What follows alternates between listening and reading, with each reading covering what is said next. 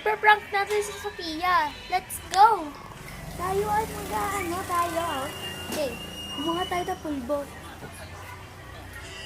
Kuha tayo ng pulbo. Lalagyan natin ng pulbo ang tsinelas niya, tapos magugula siya dahil ang pangit niya na. Tulog yata. Tulog siya. Puntahan natin siya. Tignan natin tulog siya eh. Lalagyan natin ng pulos asukal.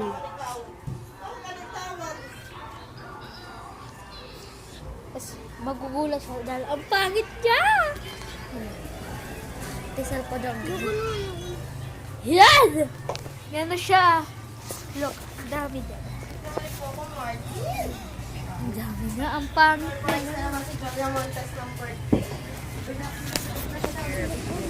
Yan. Yun, balikan natin. Nagising ka na daw. Hindi sila nagpapaano sa... Hindi katulad ng iba na sinasabi. Isa! Ano ba? It's a prank! Hindi lang sila masyadong ina-announce na may... Prank naman yun! Ewan kasi. Bagay alam din naman, kaso nga lang hindi katulad Yan na, pati. nag-delete. Iyak na siya.